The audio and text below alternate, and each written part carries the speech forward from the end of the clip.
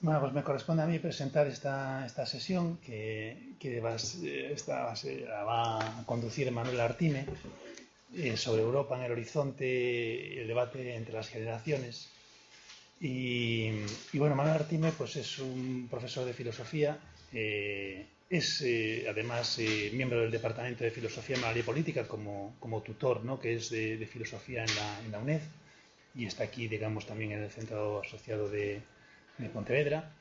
Y, y, bueno, para mí es un gran orgullo, ¿no? Poder presentarle, porque bueno, yo estuve en el tribunal de su tesis de doctorado, que fue una tesis extraordinaria, excelente, que además recibió la máxima calificación, y que después esto fue publicada en la editorial Dickinson y que ha sido, digamos, que un auténtico éxito editorial, ¿no? Y además ha sido un texto que ha tenido, digamos, que mucha repercusión, ¿no? Y ha tenido una gran recepción, ¿no? Eh, y bueno, pues en esta sesión, pues por lo que veo, bueno, Manuel va a seguir un poco en esa línea de combinar, digamos, que historia intelectual y pensamiento político, que lo hace muy bien, porque es un gran conocedor, efectivamente, de las tradiciones intelectuales españolas, especialmente, y la sabe, efectivamente, conectar muy bien con los temas de la política contemporánea, ¿no? Y bueno, pues yo un poco haré también como ayer la gestión de un poco de coordinador, ¿no? Y trataré de ver si hay algunas preguntas en el chat también para transmitírselas al ponente, porque creo que merece la pena también integrar, ¿no? En esta comunidad, ¿no? A aquellos que están, digamos, que también con nosotros, aunque no sea, digamos, que presencialmente, sino a través de la red, ¿no? Esto forma parte de esa nueva realidad que ya se va a convertir en la realidad, digamos que definitiva, ¿no? Vamos a tratar de tener que combinar efectivamente cada vez más la presencia virtual con la presencia física. Y creo que es una cosa que en nuestra universidad está especialmente bien situada para ello, ¿no? Porque llevamos muchos años trabajando en esa dirección, ¿no? Entonces, bueno, sin más preámbulos, le doy la palabra a Manuel. Muchas gracias, Chema. Gracias al centro y al departamento por la acogida y por la invitación al curso. Antes de nada quiero haceros una aclaración y es relativa al título. Europa en el horizonte, un debate entre generaciones, ¿eh? Y es que la idea inicial, que era que esta fuera una sesión doble, que estuviera Antonio García Santos Mases conmigo, ¿no? Pues era que precisamente que mantuviésemos un debate o que planteásemos el debate sobre dos generaciones intelectuales. A Antonio y a mí nos interesa bastante las tribulaciones, los problemas y los giros y los cambios de la tradición liberal española, ¿no? Y precisamente una de las cosas que queríamos hacer aquí era contrastar las dos ideas de Europa que tenían las dos generaciones, ¿no? La que a él le tocaba hablar, que eran los que habían estado presentes en el nacimiento de la democracia, ¿no? Habían alumbrado la democracia, y de los que iba a hablar yo, que eran la generación que habría nacido ya con la democracia, ¿no? Una nueva generación intelectual. Y de ahí el título, digo, de nuevos liberales, el subtítulo, en este caso, de nuevos liberales que tenéis ahí, ¿sí? Yo voy a hablaros de esto, de la nueva generación intelectual o de nuevos liberales, ¿no? Ahí tenéis una infografía del Barón de Munchausen, del que os hablaré al final, ¿sí? Homenaje a Ortega. Ya sé por qué. Tú ya sabes por qué. Entonces, no hagas spoiler, ¿eh? Pepe, no hagas spoiler. Bueno, a ver, esto de nuevos intelectuales, de nuevos liberales, me viene un poco a la idea de algo que dijo Chema cuando planteó la oportunidad de este curso, ¿no? Sobre la necesidad o la posibilidad de que el departamento recuperase un poco de presencia pública también, ¿no? Y que saliese de los muros, ¿no? de allí del edificio Humanidades, ¿no? Y a mí se me ocurrió que sería oportuno hablar de quiénes son verdaderamente quienes hoy tienen esa presencia pública, digamos, ocupan el centro de la presencia de la influencia intelectual, ¿no? Y es que a raíz de la crisis, esto ya os lo voy adelantando, de la crisis política que hemos vivido, que no sé si estamos viviendo todavía en España, se ha producido un giro generacional, un cambio generacional en muchos ámbitos, ¿no? Es evidente en el ámbito de los partidos políticos, ¿no? Una crisis generacional incluso en la jefatura del Estado, que también tuvo que mudar, ¿no? Bien, pues en el ámbito de la intervención pública, en el ámbito de la intelectualidad, también se produjo un importante cambio que no ha sido del todo tematizado, ¿no? Se ha producido una emergencia de una nueva generación intelectual, ¿no? Yo aquí os traigo algunas caras, algunos nombres, luego os hablaré, ¿no? Daremos nombres.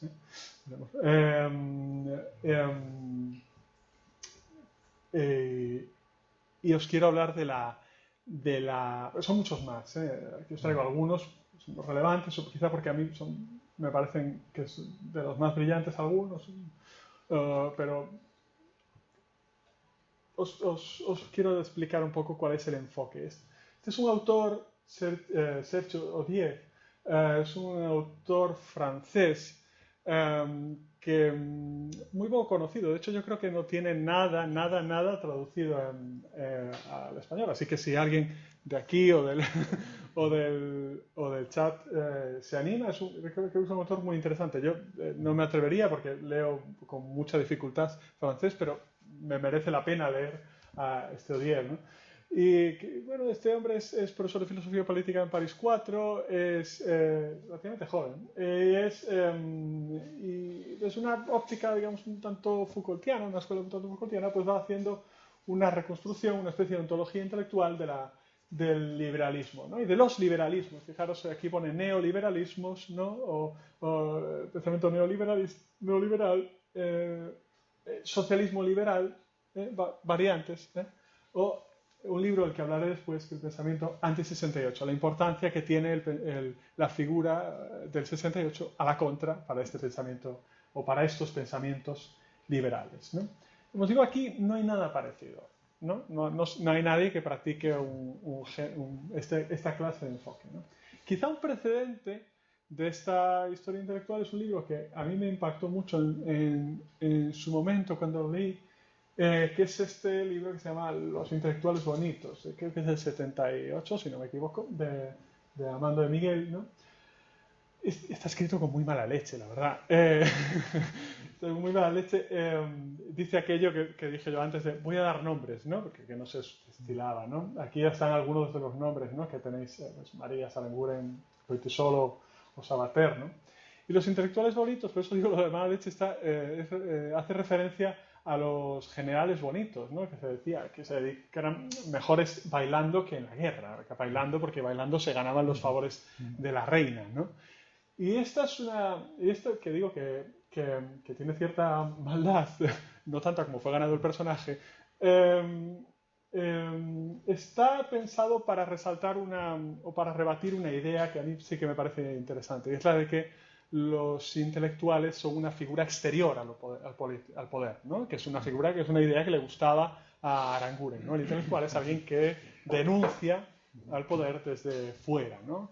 Armando de Miguel lo que va a decir es todo lo contrario, ¿no? Que están, y esto es lo que se dedica a hacer en ese libro, que están pegados, que están cercanos, que son casi un instrumento del poder, ¿no? Esta idea me parece interesante para resaltarla, ¿no? La idea de que el intelectual tiene una dimensión política, ¿no?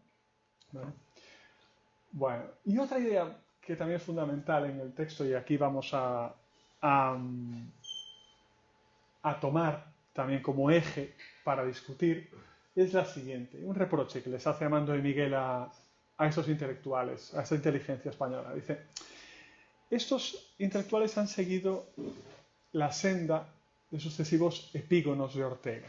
A esos intelectuales les ha faltado conocer las nuevas humanidades. Les falta bagaje en la ciencia social. ¿A qué se refiere con nuevas humanidades? Pues con psicología social, con sociología, que es el ámbito de especialidad con politología, economía, etc., ¿no? Son te hacen un tipo de intelectualidad como muy literaria, ¿no?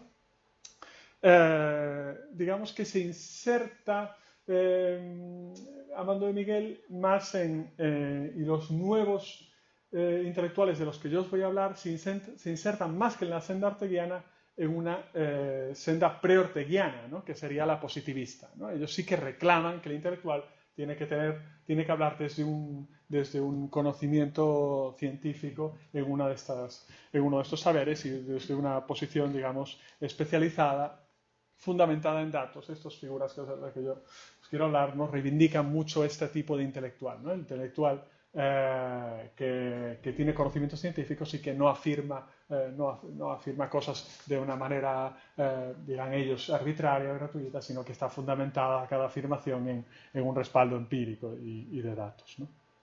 Bueno, ¿quiénes son? Bueno, aquí tenéis algunos nombres, ¿no? No sé si los reconocéis algunos, intervienen a lo mejor solo os conocéis de la prensa, del título, pero estos son Torreblanca y Bascuñán, que son los últimos directores de opinión del diario El País, Jorge del Palacio, Juan Claudio Ramón, González Ferriz o el de la otra esquina que es Gascón, que son los últimos directores de una revista de letras libres, que luego os hablaré de ella. Este es un profesor de filosofía política de Málaga que se llama Arias Maldonado.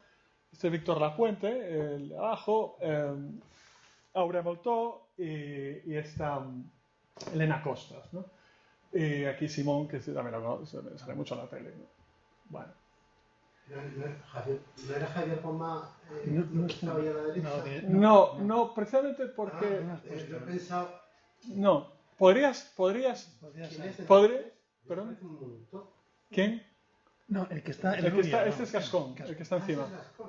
Sí, Gascón escribe como dos veces... Si os metéis, buscáis Gascón, en la página del País escribe como 2 artículos semanales. O sea, debe ser el que más... Bueno, a ver, ¿por qué no está Gomá? Es una buena pregunta. Porque precisamente por eso que hemos dicho. Quería ceñirlo, y de hecho explicaré por qué lo ciño a autores que están nacidos en democracia, ¿no? Más o menos casi todos están nacidos entre el 75 y el 85, ¿no? La mayoría de estos son más bien cercanos al 75. Bueno, ¿cómo se produce esta renovación? Esta renovación, fijaros las fechas que están aquí, la del diario El País, que cogí los periódicos más influyentes porque están llenos de columnistas de este tipo. Es de 5 de junio de 2016 y la de Bustos, pues la de septiembre de 2017, ¿no? La del País se produce a raíz de la emergencia de Podemos en el Parlamento, en unas elecciones, que cambian, y esto cambia al director de opinión para dar, digamos, una respuesta más actualizada, ¿no? Y la de Bustos, bueno, según el antiguo director del Mundo, obedecía a la influencia de Rajoy, ¿no? Pero bueno. Renovación de firmas, algunos de ellos vemos, ¿no? Se incorporan Lapuente, Sandra León, Galindo, Bascuñán, San Pedro, bueno, y algunos siguen, ¿no? Algunos nombres que estaban, ¿no? Vale. ¿Cuáles son? Digamos que El País y El Mundo son los que hoy les ofrecen esa posición de hegemonía, ¿no? Y de influencia. Pero, ¿cómo se han proyectado? Y más interesante todavía, ¿cómo se ha producido esa gestación de hoy, por ejemplo, Torreblanca escribe en El Mundo, ¿sí? Después de su salida del País, ¿no? ¿Cómo se ha producido la gestación de un reconocimiento mutuo?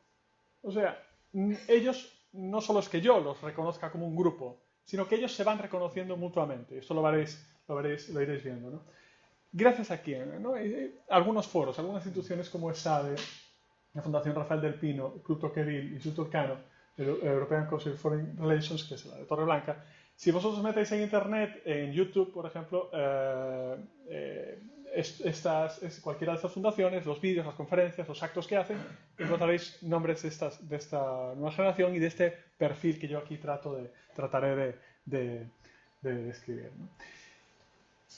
más importante, las revistas en las que se han promocionado. Y me interesa resaltar algunas que conocéis ya, Hotdown, Agenda Pública o Política Exterior, pero me interesan estas dos, The Objective y Letras Libres. ¿Por qué me interesan estas dos? Porque allí, si no están todos los que son, que casi, desde luego son todos los que están. En las dos. Si queréis reconocerlos grupalmente, ¿sí? Leéis cualquiera de esas revistas, yo las leo habitualmente, ¿no? con esta afición que ahora convertida en intervención. Y encontraréis pues esta clase de este perfil de discurso, ¿no? y esta generación, ¿no? Y otro momento también importante en este reconocimiento común es la escritura de este libro sobre el que luego volveré, que se llama La España de Abel, ¿no? ¿Veis ahí la colaboración? Bueno, el que lo coordina es Juan Claudio de Ramón, que es uno de los que estaba antes en la foto, es un diplomático español en Roma, y es libro de dos libros que escribe bastante bien. Un libro que se llama Canadiana, que es la experiencia federalista en Canadá, y otro sobre Cataluña, que es un diccionario sobre lugares comunes en Cataluña. Están bastante bien escritos, ¿eh? Pero veis aquí la lista de colaboradores, ¿no? Y también casi todos los que podían meterse dentro de este perfil, ¿no? ¿Vale? Pues no sé si veis ahí a Sanserrich o a González Ferriz o a Gascón, a Pedro Herrero, a Andrea Mármol, Jorge Freire, Jorge Bustos, bueno, autores, San Miguel, Galindo, bueno, los veis yo os digo, son columnistas habituales en esos foros que os decía, ¿no? Vale, bien. Sobre este libro algo también que apuntar que es interesante, es cómo se identifican ellos políticamente, ¿no? Y el libro dice, bueno, el libro se propone que sea amplio, ¿no? En términos ideológicos, ¿no? Que sean de izquierdas y derechas, ¿no? Pero en realidad la mayor parte de ellos, o casi ninguno de ellos, se reconoce de izquierdas ni de derechas, ¿no? Nunca dirían ellos que son de izquierdas ni de derechas, ¿no? Lo aclararé qué es lo que dirían, ¿no? Pero no son de derechas. ¿Por qué no son de derechas? ¿Por qué no se reconocen en otras familias liberal-conservadoras, por ejemplo? Bueno, pues para empezar porque tienen una idea liberal de la moralidad, ¿no? De separar lo moral y lo político, ¿no? Entonces, pues, respecto al aborto, respecto a las drogas, o respecto a la gestación subrogada, bueno, pues tienen una idea separada de lo que podría ser una posición conservadora. Entonces tiene que ver con una concepción liberal en el sentido mercantil de los deseos, etc., ¿no? Y más importante todavía, este matiz, no son de otro tipo de liberalismo, digamos, de corte neoliberal, ¿no? Pues, digamos, la fundación, lo que representan el Club de los Viernes, la Fundación Juan de Mariana, esos neoliberales del Grupo Libertad Digital, de ese tipo, ¿no? Digamos, estos los consideran como una especie de frikis, ¿no? Yo tengo alguna cita aquí, no os voy a dice, una nota marginal y bufa, dice aquí uno de ellos, dice aquí San Miguel, ¿no? De estos del Juan de Mariana, ¿no? No los toman en serio. ¿Por qué no los toman en serio? Porque ellos son conscientes de que el liberalismo necesita Estado, ¿sí? Que el liberalismo necesita un Estado neutro, un Estado neutral, ¿sí? Pero un Estado, ¿sí? No tienen como horizonte la desaparición del Estado, ¿no? Digo, una idea más realista, ¿no? de lo que significa, de cómo funciona en realidad el mercado, ¿no? Necesitan Estado por una cuestión, por una idea bastante básica que tienen arraigada, ¿no? Y que sobre la que volveré en diferentes momentos, y es esta idea de que la base del progreso, tanto del progreso económico como del progreso político, o sea, la modernización política hacia la democracia, es el orden. Es el orden, ¿no? Es el orden. Pero como os digo, no encajan, ¿no? Muchos de ellos están cercanos a Ciudadanos o se reconocen afines a Ciudadanos de manera más o menos explícita, ¿no? O ilusionados con Ciudadanos, ¿no? Pero no pueden identificarse, no pueden reconocerse, salvo Jorge del Palacio, así, en lo que significa el aznarismo o otro liberalismo español, ¿no? A ver, más evidente es decir por qué no son de izquierdas. Hay una frase de Lapuente, que es quizá que es un profesor de Göteborg, creo que es, sí, de ciencia política en Göteborg. No sé si estoy dudando, creo que es Suecia seguro, pero es Suecia, sí. Y dice aquello de el 80% de mis artículos son escritos contra la izquierda, ¿no? No, él no se diría que es izquierdas ni derechas, ¿no? Pero sabe que la batalla es contra la izquierda, ¿no? Y esta es una idea muy presente en ellos, ¿no? La idea de que la izquierda está haciendo lo que hacía la derecha antes, ¿no? Una moralización de la política, ¿no? Estamos ante un proceso de neopuritanismo, de neoinquisición, todo lo que significa lo que llaman la cultura de la cancelación, etc., ¿no? Ellos insisten en separación de lo político y lo moral, ¿no? O sea, de despolitizar ámbitos de la vida, ¿no? Este libro, estos 3 libros son ejemplos de ellos, ¿no? de esta clase de enfoque, de esta clase de discurso, ¿no? El hipster en la España vacía, pues está escrito como con cierto sarcasmo, digamos que está retratando a lo que sería un bien pensante, ¿no? de izquierdista español urbano, ¿no? Que visita el campo, ¿no? Entonces dice frases, bueno, qué cosa apuntada, dice, este es de Gascón, ¿no? Dice, me sorprende la estructura heteropatriarcal del gallinero, dice. Diría el personaje, ¿no? Es bárbaro cómo ha trastocado nuestra cultura la vida de los animales, ¿no? Lo hacen con gracia, ¿no? O sea, el libro no es de los más interesantes de los que os voy a enseñar hoy, pero está esta parodización de la corrección política de izquierdas, ¿no? ¿Vale?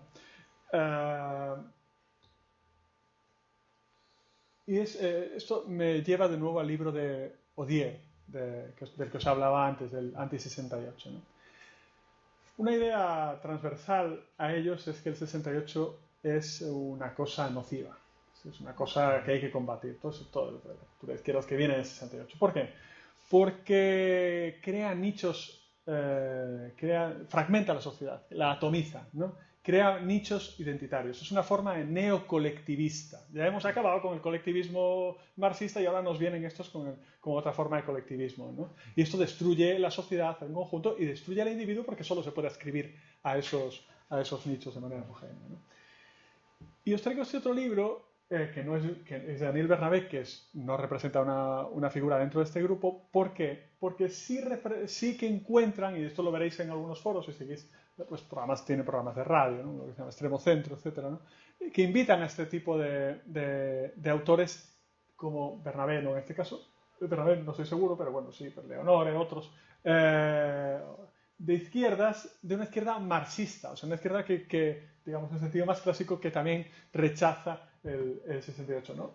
Bernabé lo que dice aquí en La trampa de la diversidad, no sé si conocéis el libro, pues es que esto es también pues una pijotada, ¿no? Es una cosa de burgueses acomodados, ¿no? Porque las demandas reales son las materiales y lo otro pues son demandas ficticias, autorrealizativas, etcétera, ¿no? Pero que no tienen luego pues no tienen ninguna capacidad emancipatoria, ¿no?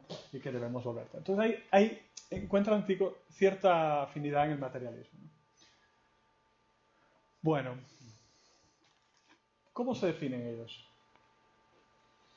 Ya termino un poco de caracterizarlos para pasar a la cuestión europea, ¿no? Ellos se definirían más bien se definen más bien como liberales y tecnócratas al mismo tiempo, ¿no? Y traigo estos 2 libros que pueden ser representativos de esas 2 figuras, ¿no? Tanto el de Fukuyama, que es el fin de la historia, que se interpretan de una manera bastante dogmática, ¿verdad? Y el libro de González de la Mora, de Crepúsculas y Ideologías, que es un libro que inspira esas políticas tecnócratas, ¿no? Ellos no son un tecnócrata en sentido, aunque tienen una idea bastante complaciente, respecto a lo que significa luego explicaremos, ¿no? la tecnocracia, ¿no? Pero no son propiamente tecnócratas en el sentido de que no entienden que la política se deba dirigir técnicamente, ¿no? Pero sí que entienden, y esto insisten siempre en ello, que la política o que la técnica, que los técnicos, que los profesionales técnicos lo que ofrecen son contrapesos a los abusos de la ideología, Es importante que haya un Estado y que haya un Estado formado por buenos técnicos, ¿no? Altos técnicos que frene las veleidades ideológicas del gobernante, ¿no? Que frene el exceso de politización, ¿no? Y este libro, os digo, El fin de la historia es muy importante en el sentido de que ellos tienen una idea fuerte, esto es sobre lo que yo voy a insistir en esta exposición, tienen una idea fuerte de progreso. Antes hablaba pues, Pepe Lasaga de los escepticismos de Ortega hacia la idea fuerte de progreso, ¿no?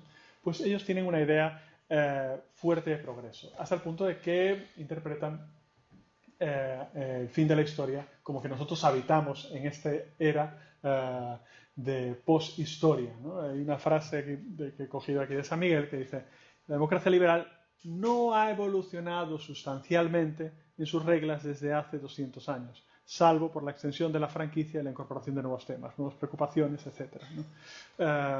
Pero no ha evolucionado. O sea, la cultura liberal, digamos así, es algo que hemos adquirido hace 200 años y que desde entonces ya empezamos a habitar en la poshistoria, en el sentido de que ya tenemos las herramientas para no problematizar históricamente esas instituciones políticas, ¿no? Bueno, ¿qué clase de cientificismo, qué clase de tecnicismo cuál es el que profesan? Bueno, profesan un tecnicismo, yo diría, o yo explicaría, de raíz popperiana, ¿no? Luego, si queréis, en el debate podemos entrar al detalle de esto, ¿no? Algunos de los autores que más influyen, porque hay una serie de autores, luego veremos varios, principalmente politólogos del ámbito anglosajón, ¿no? Y es liberal conservador, es Taleb. No sé si conocéis este libro, que se llama El Cisne Negro. ¿Lo conocéis? ¿Os suena? No.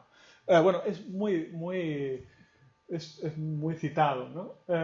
El impacto de lo altamente improbable. ¿Qué viene a decir Taleb? Bueno, el cisne negro podría ser el COVID, ¿no? El cisne negro. El cisne negro es lo improbable, ¿sí? ¿Qué nos viene a decir Taleb? Que la realidad es contingente, ¿sí? Que la realidad es contingente y que el razonamiento que hace es que las ideologías se basan en un planteamiento excesivamente platonista, ¿sí? Que concibe la realidad como si fuera racional, ¿no? Y el racionalismo es la fuente de los excesos ideológicos para Taleb, ¿no? Tenemos que concebir la realidad de manera mucho más contingente. Os traigo aquí de manera mucho más compleja, ¿no? Os traigo aquí una imagen de Ícaro, ¿no? Que es como Taleb concibe la cuestión, ¿no? ¿Qué les ha pasado a los racionalistas? Bueno, pues como Ícaro han creído volar tan alto, poder volar tan alto, que se han acercado al sol y nos hemos quemado las alas muchas veces por culpa de ellos, ¿no? Dice en este libro que tenéis aquí, que se llama El Príncipe Moderno, de Simón, ¿no? Que voy a hablar ahora, dice el Príncipe Moderno es el asesor, ahora lo veremos, ¿no? El asesor político, ¿no? Es técnico político, parte de 4 premisas. La primera: la realidad es contingente y las decisiones políticas performativas. El pluralismo es irreductible, la ciencia social no sustituye a la política y los individuos son racionales. Esa es la primera de ellas, es que la realidad es contingente, ¿no? Debemos olvidarnos de que la realidad es racionalizable, porque eso nos ha conducido a un exceso de politización, un exceso de ideología. Insisto en esto, ¿no? El otro libro es este de La Puente. Este libro merece la pena respecto a que está bastante bien, bastante elaborado, está muy elaborado, ¿no? Y refleja bastante bien las ideas, ¿no? El retorno de los chamanes se llama. Y La Puente hace una contraposición entre chamanes y la exploradora. Un chamán y una exploradora. Dice, un chamán, ¿qué es? Es un político que cree poder resolverlo todo. Es un político maximalista, ¿sí? El que entiende que la política es pues eso, el diagnóstico de un mal general, ¿sí? Y la solución tiene una solución también radical y general, un mal de raíz, ¿sí? Y esto es lo que ha pecado, ¿no? La inteligencia y la inteligencia política en general ha pecado de chamanismo, ¿no? Para La Puente, ¿no? Y lo que hay que tomar es una actitud más explorador, es decir, Ir buscando soluciones concretas a problemas pragmáticos, etcétera, ¿no? Hay que olvidarse del exceso de ideologías, ¿no? Hay que abogar por una política aburrida. Es una frase que repite aquí La Puente mucho y que podría decirse de ellos, ¿no? Y el libro del Simón, que el título puede parecer pretencioso, ¿no? El principio moderno, y lo es, ¿eh? Y lo que viene a describir es el tipo de intelectual que necesita la sociedad actual, ¿no? Que es moderna, ¿no? Que es no ya el intelectual que firma manifiestos, ¿no? Recordad eso que os decía antes, ¿no? No el intelectual modelo Zola, ¿no? ¿Sí? Que acusa. Yo acuso. ¿A qué? Pero a esta sociedad. ¿Por qué? Por antisemita, ¿no? Esto sobra. ¿Pero por qué? Esto podría tener sentido en el tiempo de la historia, pero evitamos el tiempo de la poshistoria, ¿no? Y nos sobran esta clase de miradas, ¿no? Lo que tiene que hacer un intelectual es asesorar en tiempos de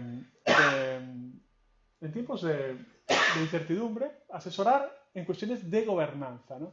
Hay una frase que no me resisto a leeros de una cita de González Herríz, otro que os citaba antes, dice: vi como una parte de mi mundo se transformaba rápidamente. De repente, un montón de amigos se iban a trabajar al gobierno socialista. Otros que daban por hecho, los que estaban ciudadanos, ¿no? Que daban por hecho que en poco tiempo estarían en el gobierno porque las encuestas van ganando los ciudadanos y había elecciones, se quedaron perplejos.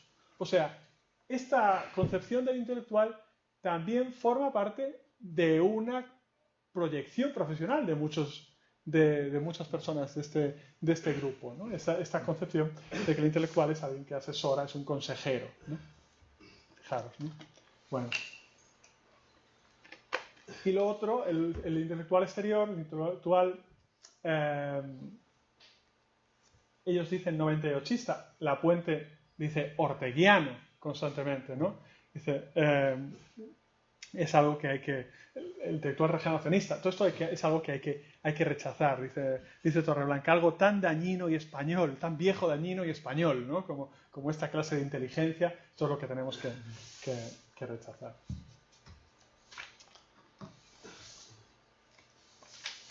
Bueno, y vamos con Europa.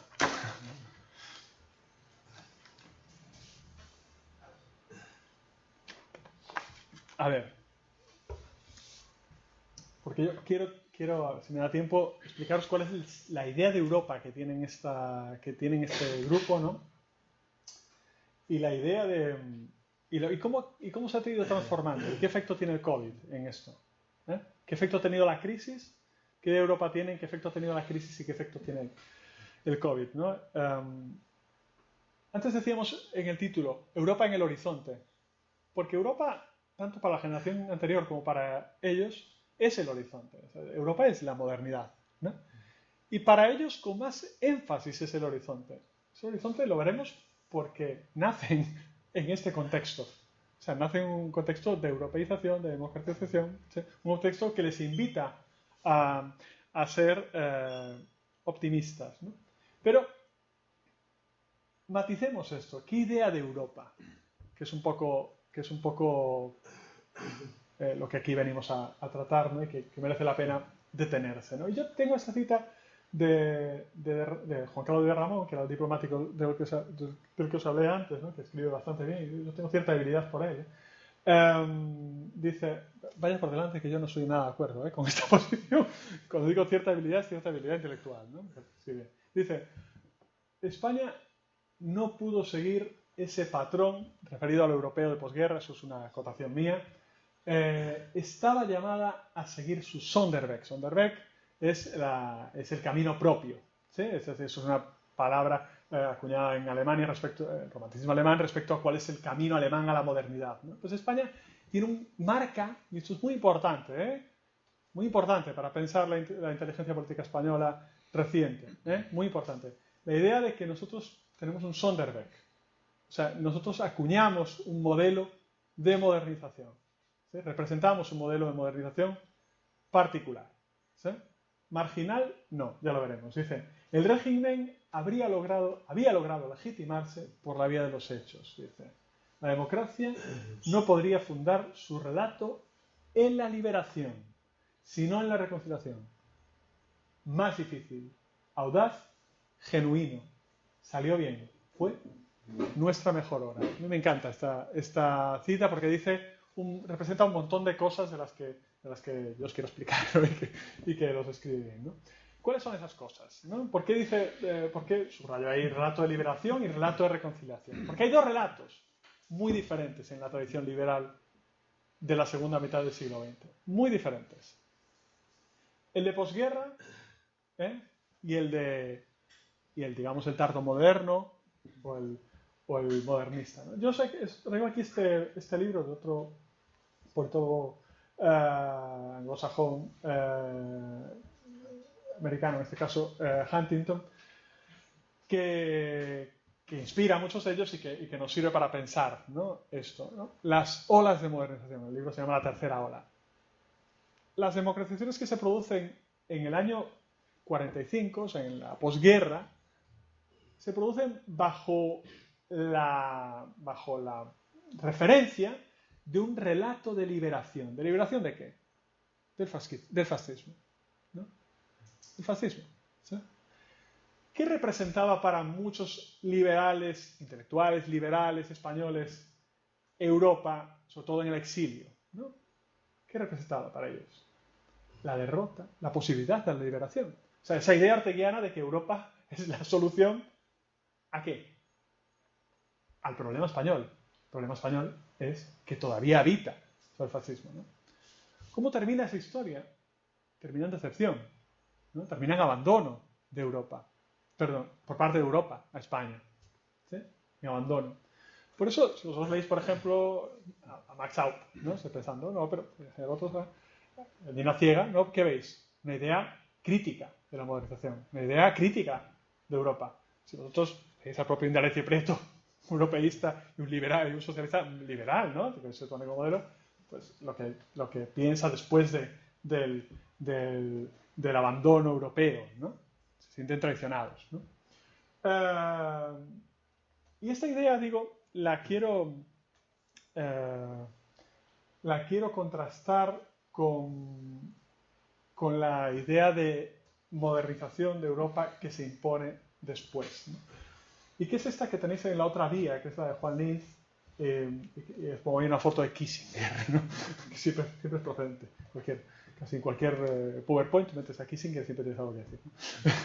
¿Qué dice el libro de Juan Linz, Autoritarismo y Democracia?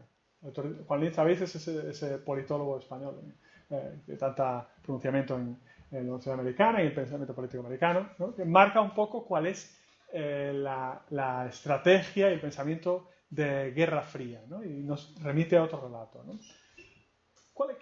¿Por qué asocia autoritarismo y democracia? Porque dice que hay sociedades, como la española, ¿sí?, autoritarias, que por establecer unas condiciones de orden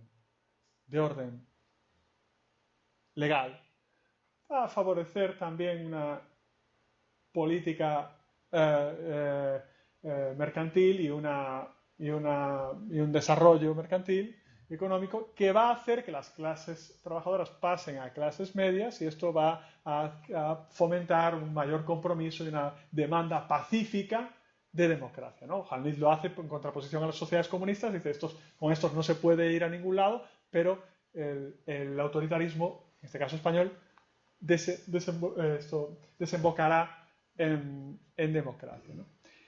Esta es comúnmente conocida como la teoría de la modernización, se llama así, es una idea de modernización, insisto, tardo-liberal, ¿no? Si antes veíamos que Europa era la solución para España, ahora España es la solución, haciendo el juego de palabras. ¿Es la solución para quién? Lo será, lo veremos, para los países en la tercera ola, como modelo para los países que pasan a la democracia, ¿no? Estamos hablando de Chile, de países sudamericanos, ¿no? O luego de los países del este que salen del comunismo, ¿no?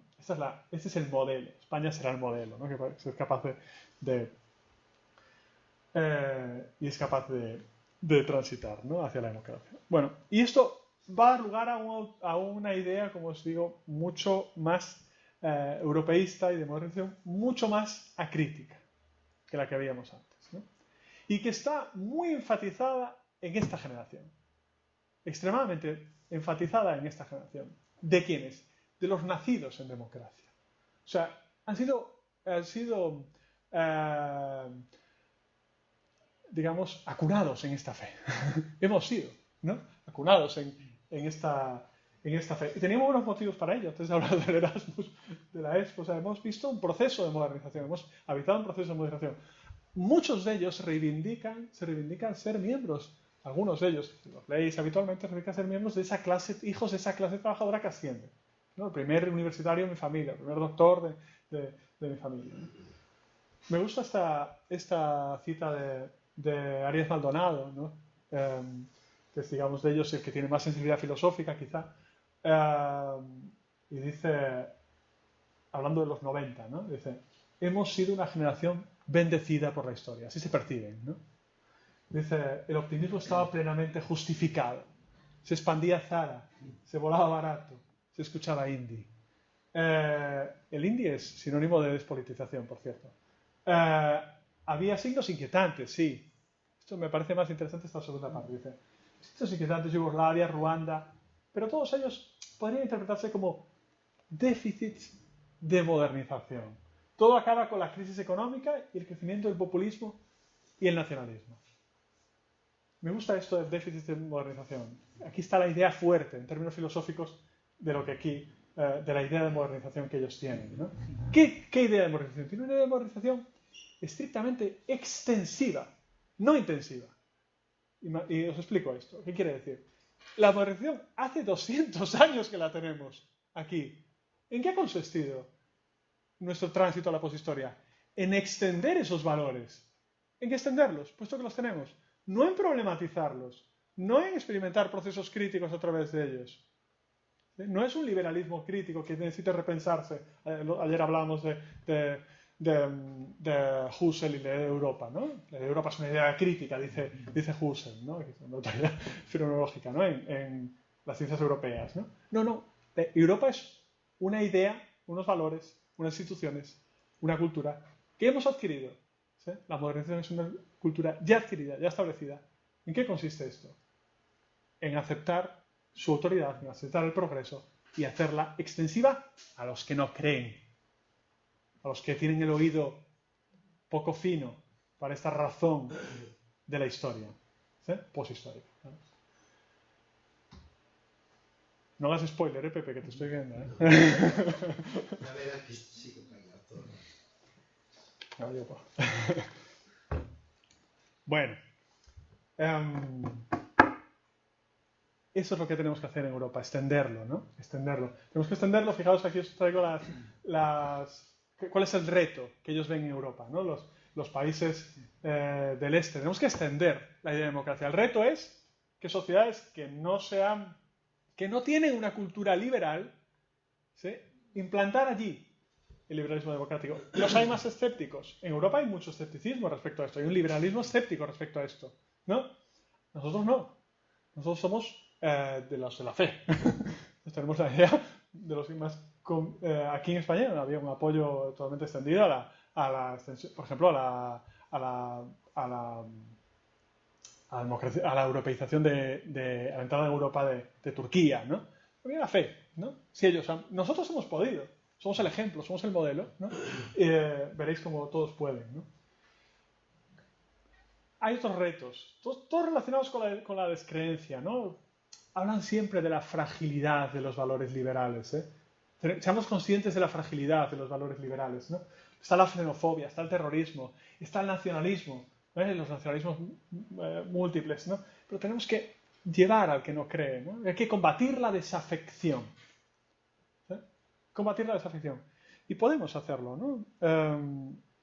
No tenemos ningún problema, ¿no? La idea de Monet. ¿Sabéis que Monet dice aquello de quizá debía haber, antes hablaba de Ortega, que debemos empezar por la cultura o por las instituciones? Dice Monet, quizá debiéramos haber empezado por la cultura, ¿no? Y no por arriba, ¿no? Ellos tienen una idea mucho más institucionalista, ¿no? Dicen, no, podemos empezar por arriba y lo que tenemos es que hacer proselitismo de estos valores, ¿no? Tenemos que representamos un reto para el mundo. Vamos a hacer una democracia postnacional. ¿Cómo puede ser esto? Habermas, ¿no? Tiene importancia lejana, para algunos, ¿no? Pero son los temas, ¿no?, que trata Habermas. ¿Cómo puede ser esto de la democracia postnacional? Tenemos que pensar en esto, ¿no? ¿Por qué? Porque representa el rumbo que va a seguir el mundo, que es el de una cosmópolis global, ¿no? Nosotros le estamos marcando el rumbo, ¿no? El modelo europeo va a ser el modelo mundial y el modelo español es el modelo de éxito para implantar esta modernización, ¿no? Bueno, y ahora vamos con la crisis. ¿Y cómo cambia esa idea de Europa? Estos señores sabéis quiénes son, ¿no? Los hombres de negro. Busqué hombres de negro en Google, una foto para atrás y salía esa foto. Y dije, bueno, pues serán los hombres de negro, un valecín que viene y le dicen, oye, recorte aquí, aquí, aquí, ¿no? Y el efecto, ¿no? El efecto es esto, el Time, ¿no? Que el personaje del año, ¿no? Yo no sé si había otra revista Time, pero no era ninguna persona en concreto, sino que era, no sé si esto que es del 2011, creo, 12, no me acuerdo. Es el manifestante. No sé si lo pone, ¿no? No, si lo pones de 12 euros, pero bueno, lo puedo buscar. Uno de esos años, ¿vale? De post-crisis o de crisis, ¿no? De cuando se empieza... ¿Vale? ¿Qué emerge? Aquí emerge la desafección. La desafección, ojo, esto es algo que nos olvidamos siempre, en los países acreedores y en los deudores. ¿No sé si habéis visto el otro día aquel camionero holandés que le decía al ministro de Economía, no me acuerdo, dice, oiga, ni un duro, ni un duro para los de abajo, oiga. Sí. Y ya el mensaje que le dieron a Sánchez, que quiso, no lo digo bien, ¿no? Que lo arreglen ustedes. No, sí, que lo arreglamos en Europa, ¿sí? ¿No? ¿Qué tal? Bueno, esta es la desafección generalizada, ¿no? Y que va a representar dos peligros. Aquí Torreblanca, que es el que más tematiza esto, lo trata bien en estos dos libros, ¿no? La fragmentación del poder europeo y quién gobierna en Europa, reconstruir la democracia y recuperar la ciudadanía, ¿no? El primer peligro es que Europa pierda esa situación de vanguardia mundial, de modelo mundial, ¿no? ¿Y Europa qué es? Están las potencias carnívoras, potencias carnívoras que son Estados Unidos, Rusia y China, o sea, las potencias imperialistas, ¿no? Y los BRICS, que son potencias herbívoras, dice él. O sea, ¿qué quieren? No te van a dominar, lo que te quieren es derrotar económicamente, ¿no? Los países emergentes, ¿no? No solo someter políticamente, ¿no? O sea, no son carnívoros, pero son herbívoros. ¿Qué es Europa? La merienda. Va a quedar. Él dice, corremos el peligro de convertirnos, esto es una idea que se ha repetido mucho, en un parque temático. En un parque temático, o sea, una cosa antigua a la que vengan esta gente solo para, los nuevos ricos, para visitarnos, ¿no? Y la idea más potente, corremos peligro de fragmentación, ¿sí? Corremos peligro de que emerja y que emerja en Europa, ¿sí? Que crezca en Europa, que es lo que estamos viendo hoy día, el soberanismo, ¿no? Y esto lo explican, yo no sé si el soberanismo, populismo, tenéis aquí, ¿no? O lo veremos, ¿no? Esto lo explican con esto, de la paradoja de la evaluación de Roderick. ¿Os suena esto? Bueno, como habéis visto, es pocos libros que hemos visto que está traducido, ¿no? y que es bastante recurrente, ¿no?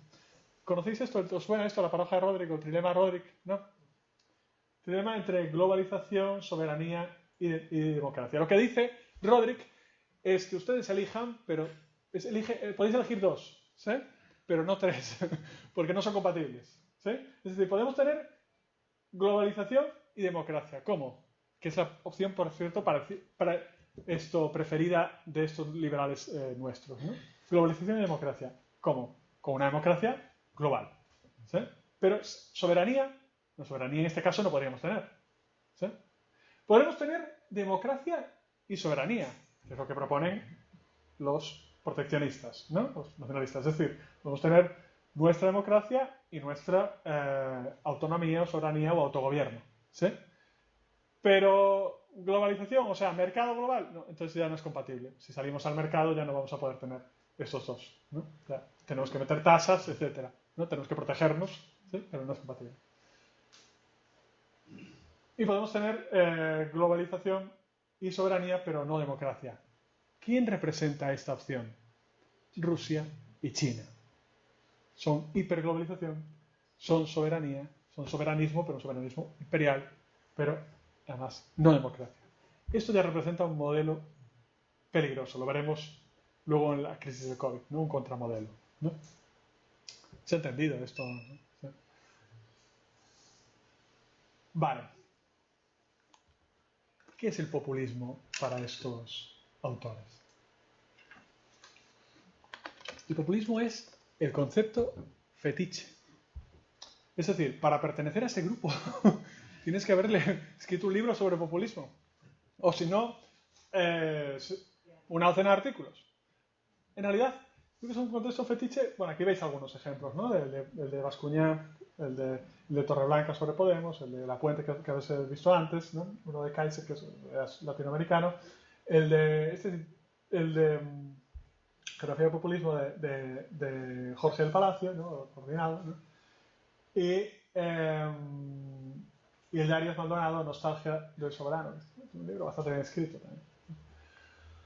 Todos tratan de lo mismo.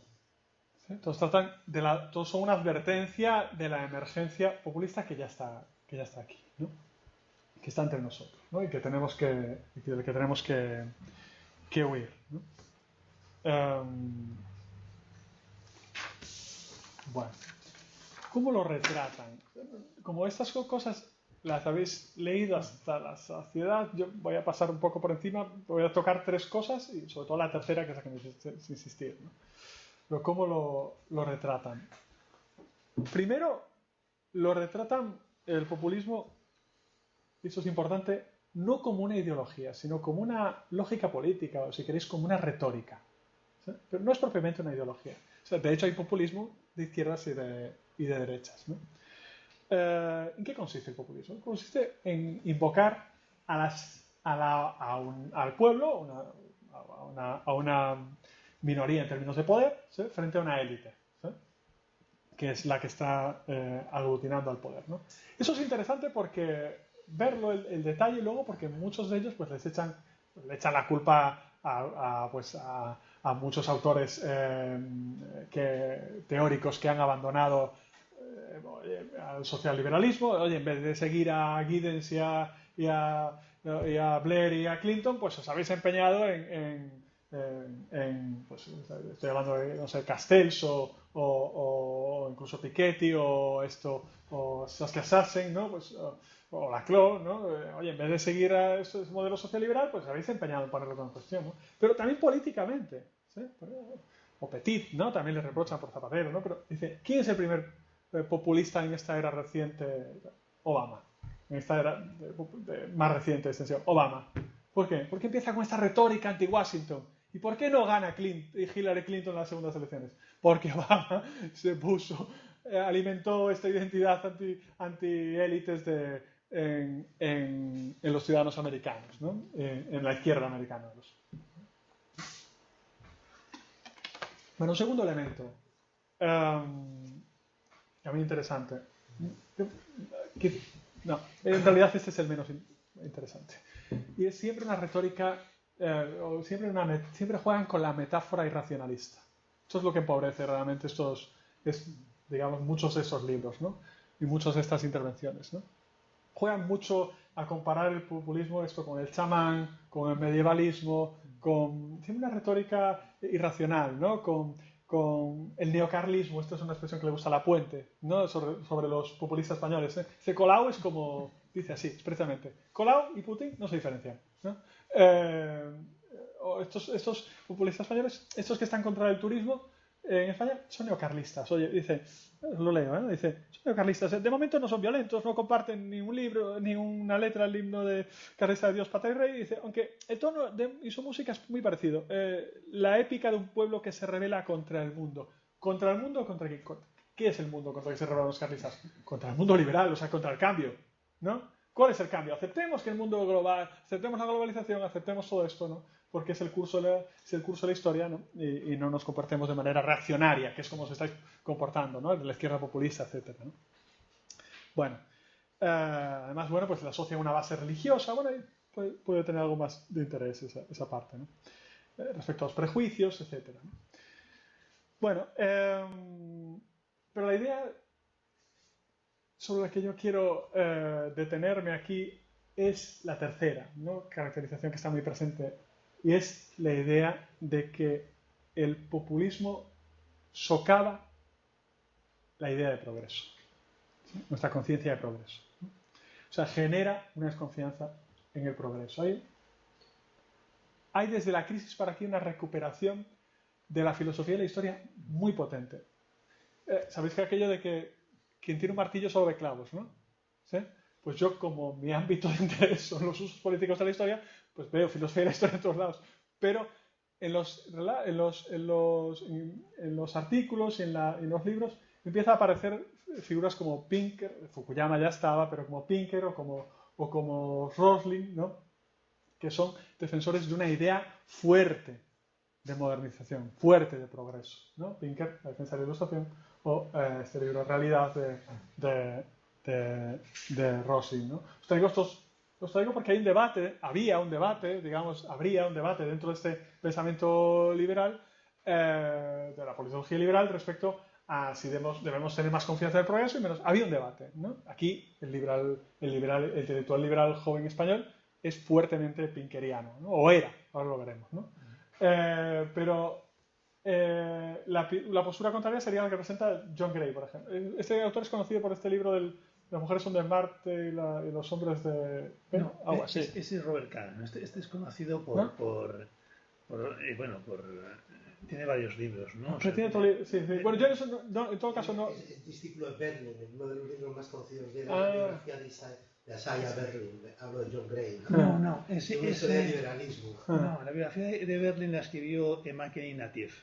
Gray escribió, fue profesor de Oxford durante mucho tiempo, ahora está en la London School of Economics, y ha escrito mucho sobre liberalismos, postliberalismo, y después ya cuando se hizo menos académico y se convirtió más en intelectual público, empezó a publicar una serie de ensayos que empezó con uno que se llama Enlightenment's Wake, que se nos ha traducido al castellano.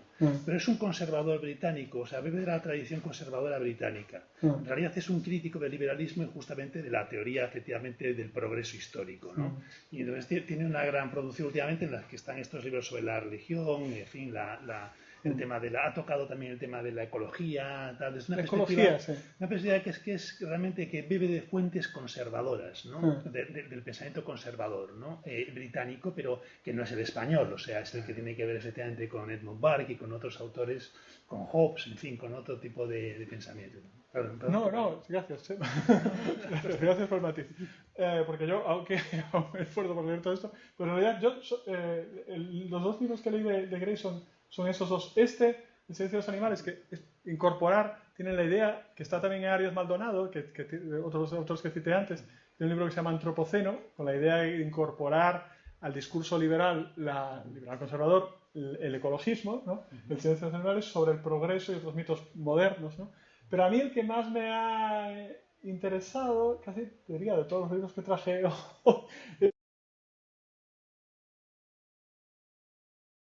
pues tiene una sensibilidad filosófica, también va sobre lo mismo, ¿no? Y tiene una sensibilidad filosófica mucho mayor, ¿no? Podríamos esperar que tratasen libros pues, que tratan estos temas, debate o Benjamin o Lubitsch o Marquardt, pero no está... Bueno, esto es donde se instalan, ¿no? Bueno, este es el debate, insisto. ¿Cuál es el propósito y por qué tiene tanta importancia este debate y la posibilidad de trasladarlo, ¿no? Y esto es, digamos, la idea más que yo me propongo aquí introducir, ¿no? En ellos surge, sobre todo a raíz de la emergencia de la reivindicación procesista o independentista en Cataluña, a la que ofrecen un diagnóstico estrictamente en los términos de la dialéctica que manejan, que es populismo, nacionalpopulismo, ¿sí? Este es el esquema analítico que manejan, ¿no? Pero surge una necesidad muy potente de construir y de dar la batalla al relato. ¿Sí? Muy potente. Y lo intentan, ¿no? Aquí se va a poner de manifiesto sus carencias. Se va a poner de manifiesto las limitaciones precisamente de esa senda positivista que han tomado, ¿no? De no haber seguido una senda orteguiana, ¿no? Y es que en muchos de ellos se produce un debate entre, estoy trayendo dos divulgaciones, un tipo de relato más liberal, que sería el que hace Pérez Reverte, o un tipo de relato más contrarreformista, digámoslo estrictamente, que es el que hace Elvira Roca. Pero esto tiene mucha fuerza, esta idea de la leyenda negra. Muchos la cogen, sobre todo cuando se produce el debate de Cataluña fuera de Europa, ¿no? Hay muchos textos sobre esto, ¿no? Ya están otra vez los europeos. ¿No?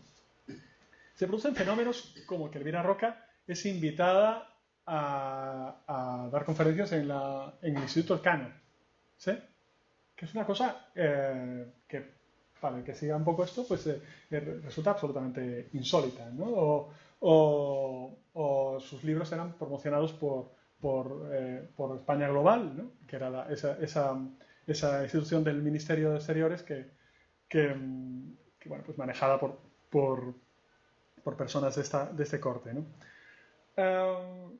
Pero ¿qué es lo que hacen entonces? Hacen este libro al que os hacía mención antes, La España de Abel, ¿no? ¿Por qué hacen este libro?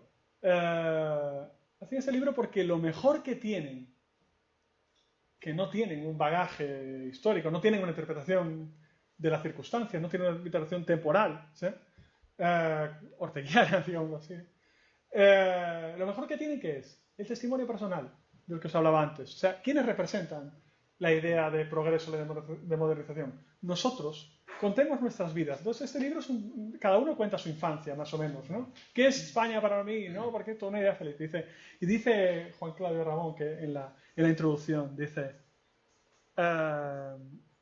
solo hemos puesto una condición a los autores. Y dice, rehuir el tono lastimero con el que solemos hablar de nuestro país. No es poca condición, ¿eh?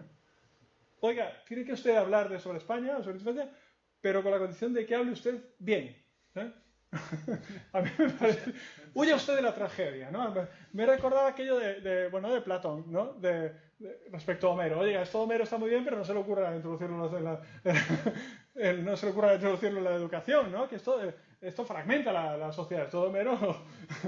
que esto es como que los dioses se pelean. ¿Cómo que esto es trágico? Quítelo de aquí, ¿no? Que lo que es que tener una idea de progreso fuerte, ¿no? Rehuyamos del tono lastimero, ¿no? Bueno, como os digo, hay esta alergia orteguiana, ¿no? Que les lleva a entender que la idea de progreso se va a reforzar así, que la modernización consiste en esto, ¿sí? En insistir en que que progresamos, pero usted no se lo cree, que sí, que le cuento yo cómo hemos progresado, ¿no? No ve que esto es una historia de éxito, o sea, una success story, ¿no? Bueno, ya termino. Sí, prudente. ¿Qué significa el COVID para ellos? ¿Cómo cambia? ¿Cómo afecta esto en su idea de Europa? Y las últimas lecturas invitan a pensar que se produce un cambio importante, ¿sí? Un proceso estamos en un momento de incertidumbre, pero la desolación empieza a cundir, ¿no? El COVID significa el cierre de fronteras, significa la nacionalización de medicamentos, ¿sí? Lo que hicieron significa desasistir.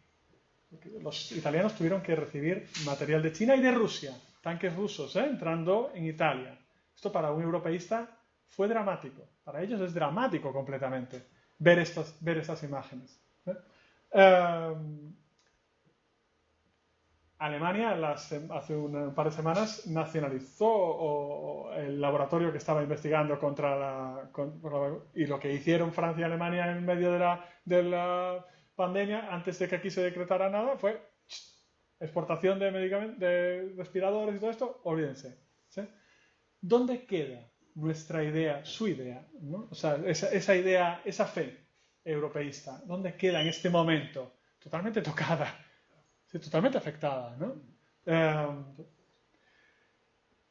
Bueno, ¿cuáles son las referencias que empiezan a surgir aquí, en este momento? ¿Qué tipo de libros toman fuerza?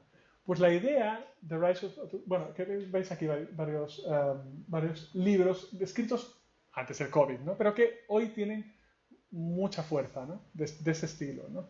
Libros que advierten sobre que estamos introduciéndonos, estamos ya en un proceso de reacción proteccionista y de autoritarismo. Estamos lanzándonos a una era de autoritarismo, ¿no? Digamos, en los términos del COVID que hemos utilizado tanto, ¿no? Si la curva de la globalización ya se ha doblado. No nos dimos cuenta, ¿sí? No nos dimos cuenta, pero hace ya unos años que se ha doblado esa curva y estamos en camino descendente, ¿no? Bueno, veis, esta es la lectura, ¿no? ¿Cómo se manifiesta? Se manifiesta ¿cómo lo que dicen estos libros, ¿no? Por ejemplo, es muy conocido como vuelan las democracias, ¿no? O este es interesante, The Rise of Authoritarianism. Este es, creo que es un dossier publicado por Freedom House, ¿no? También es muy citado, ¿no? Bueno, ¿cómo se manifiesta? ¿Cuáles son los signos a los que debemos estar atentos? Y estas son las advertencias, ¿no? Que ellos, cuidado, a ver si estamos asistiendo, empiezan a mirar para adentro, ¿no? Estamos asistiendo en España también a esto, un proceso, está muriendo la democracia española, estamos yendo hacia un autoritarismo, ¿no? Y entonces dicen, y empieza a escribir sobre libertad de prensa, ¿eh? Temas nuevos, ¿no? Estos meses, sobre otro signo del autoritarismo, que empezamos a cuestionarnos las ideas comunes, ¿no? Los signos comunes, ¿no? Estos son imágenes de Chile, creo. ¿Viva la Constitución o la Constitución vale? La Constitución no vale, no hay nada, ¿no? Otra idea que está muy presente en los textos últimamente, que es la idea de la polarización. ¿Qué se ha producido en los últimos años? Que cada vez los republicanos tienen una idea peor del liberal y el liberal del republicano. Nadie quiere que su hija se case con alguien del partido contrario, ¿no? España contra España, es una noticia del mundo. Cómo la política del odio nos ha convertido en el país más polarizado del mundo, la normalización del insulto, etc. ¿Sí? Hay una sensibilidad mucho mayor hacia advertencias de signos de autoritarismo. Bueno, estos son dos libros, estos dos de la izquierda son libros también que tratan este tema, que son anteriores al COVID, ¿no? Pero estos dos libros, ¿Cómo salvar las democracias? Está escrito durante el COVID y La trampa del optimismo está escrito antes, pero podría estar escrito después, lo vemos ahora, ¿no? Y ya con eso está. ¿Cómo salvar las democracias? Está, fíjate, publicado por el Círculo de Empresarios y coordinado por La Puente y por Elena Costas, ¿no?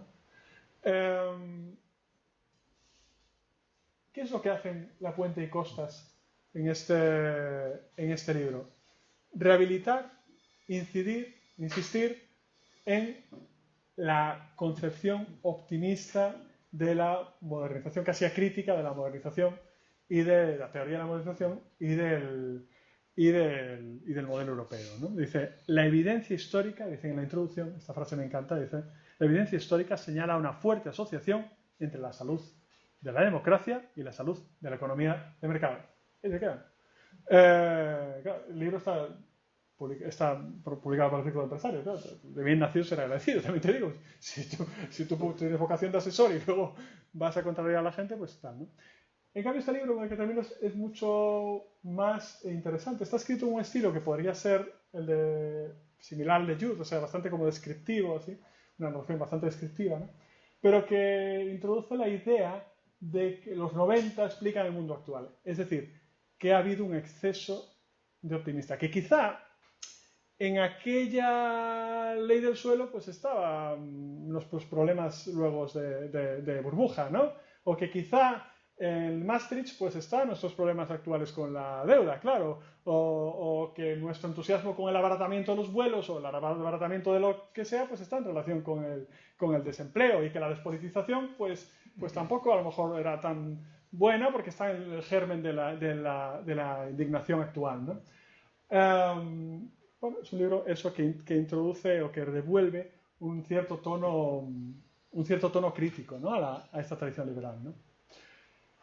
Y ahora el spoiler que nos hizo Pepe, ¿no? Que es esta imagen de Ortega, que cita Ortega en el tema de nuestro tiempo, ¿no? Si no me equivoco, ¿no?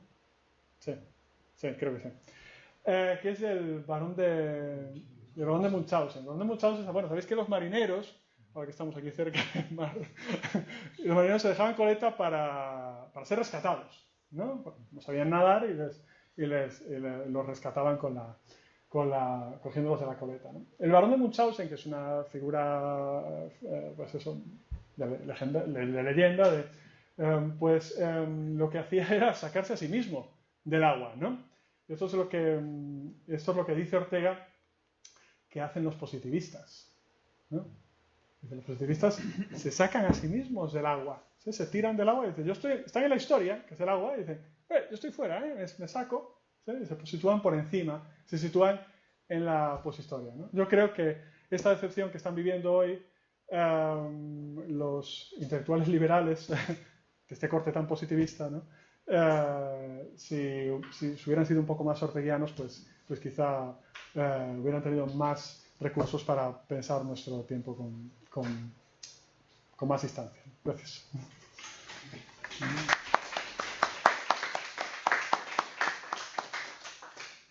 Bueno, pues entonces tenemos todavía como una media hora así para hacer un breve diálogo. Tenemos alguna pregunta también aquí en el chat ya de los alumnos que están conectados a través del chat. Pero bueno, primero voy a dar la palabra a algunos de los presentes si alguien quiere decir algo. Bueno, pues entonces vamos para abrir el foco. Aquí una pregunta muy interesante de un alumno, ¿no? Que dice, me llamo Rodrigo Merallo Fernández, alumno de la UNED. En primer lugar, brillante exposición del profesor Artime Omil. Me gustaría realizarle la siguiente cuestión.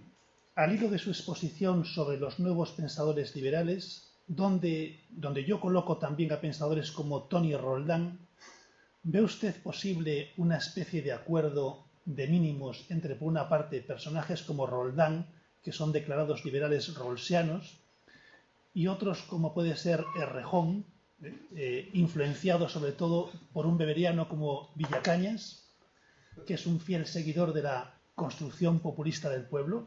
Fin de la pregunta. ¿Es posible dicha conjunción de mínimos? Gracias y enhorabuena por su exposición. Bueno, os lo voy a contestar enseguida esta pregunta, pero necesito un segundo.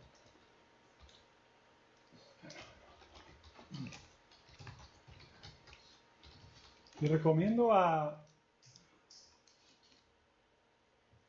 ver si aparece.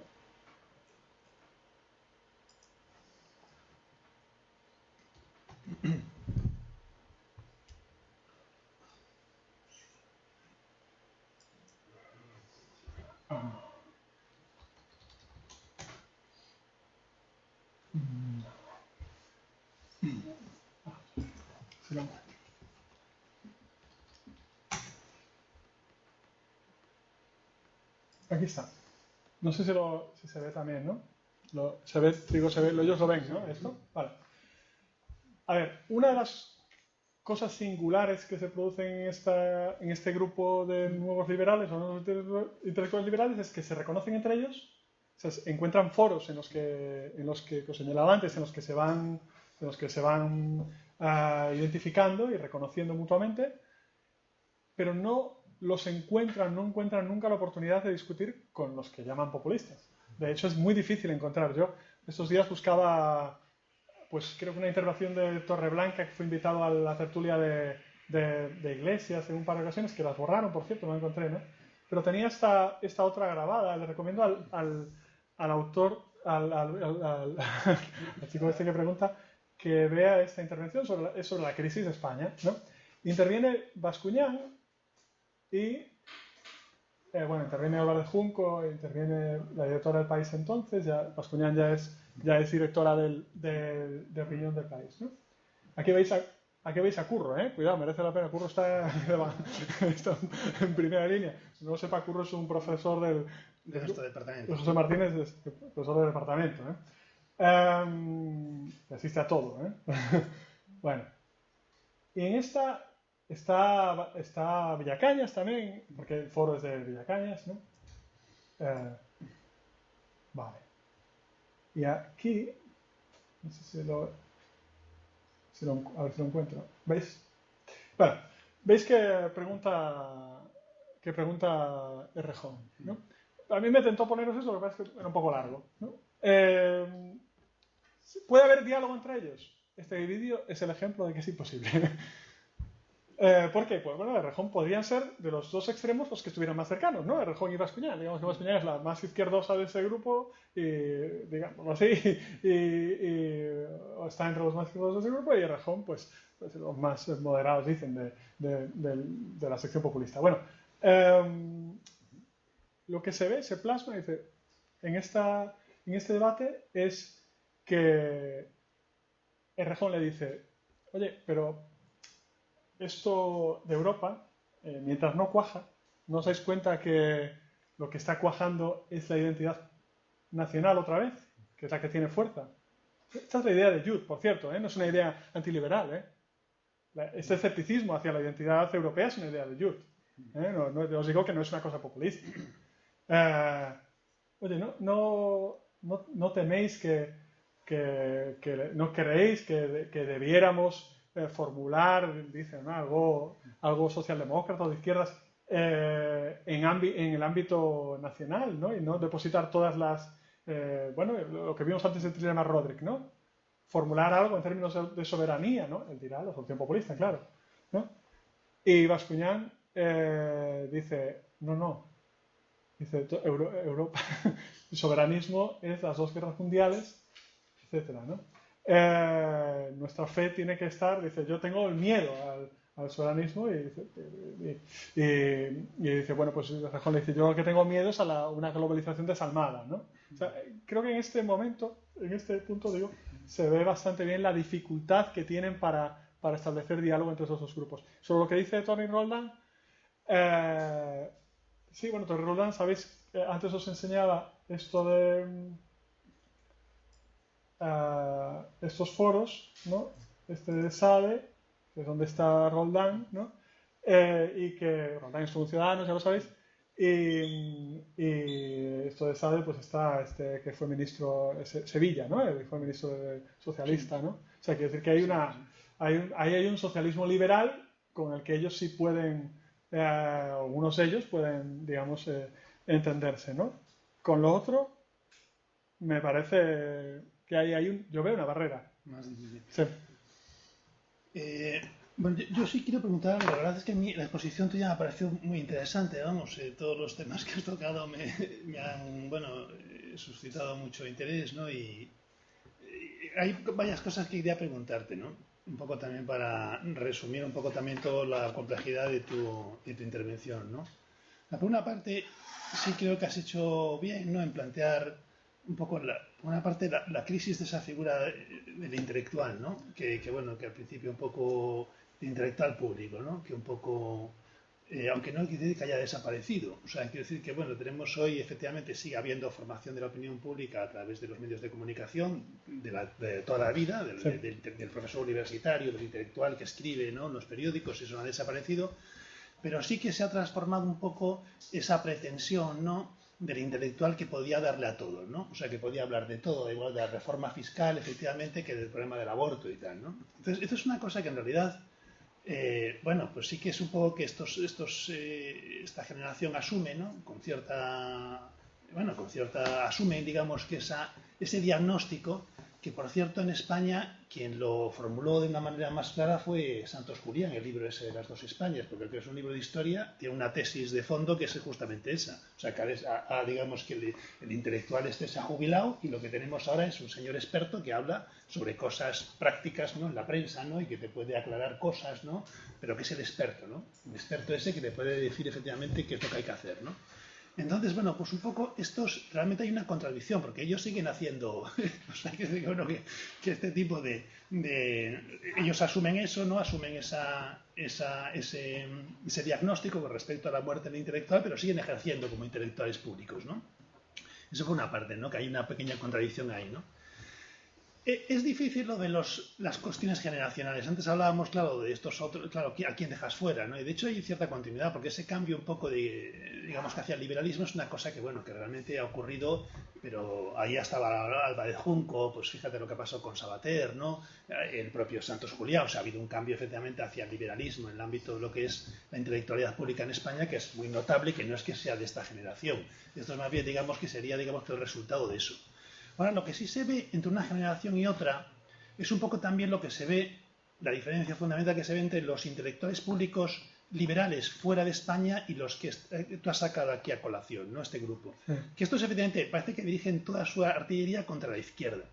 Cuando, por ejemplo, ahí cuando has sacado el caso de John Gray, ¿no?, por ejemplo, el caso de este otro, por ejemplo, de Sandel, ¿no? Pues son intelectuales públicos en el ámbito anglosajón que, pues ellos sí que se meten con el neoliberalismo, o sea, sí que se meten con la derecha, sí que son capaces, evidentemente, de ser críticos desde posiciones que tienen que ver con las tradiciones liberales, ¿no? Que pues ella sea liberal comunitario, o el otro sea liberal conservador, o lo que sea, pero vamos, tiene que ver con la asunción esa que tú planteabas al principio, de que el liberalismo considera, bueno, que la política es una cosa que cambia, ¿no?, y que tenemos que acostumbrarnos a esa realidad dinámica y cambiante, que no tenemos que tratar efectivamente de fijarla, ¿no?, una realidad inamovible, ¿no?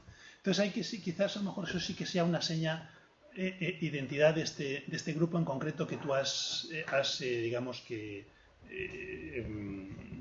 circunscrito, ¿no?, los has sacado ahorita, ¿no? Entonces, bueno, un poco, bueno, no sé, porque un poco estas dos cuestiones, ¿no?, que quería plantearte, ¿no? Hay muchas, ¿no?, que hay mucho interés. La verdad que es que he aprendido muchísimo con tu exposición y me ha parecido muy, muy, muy interesante. Pero sobre estas dos cosas a lo mejor podrías decirme algo. Sí, no sé si interesante, pero algo podré decir. Empiezo por esta última. Esta cuestión esta idea de que ellos atacan a la izquierda está dicho por el propio Lapuente, ¿no? ¿Por qué es esto? Yo no puedo dejar de pensar en la idea de,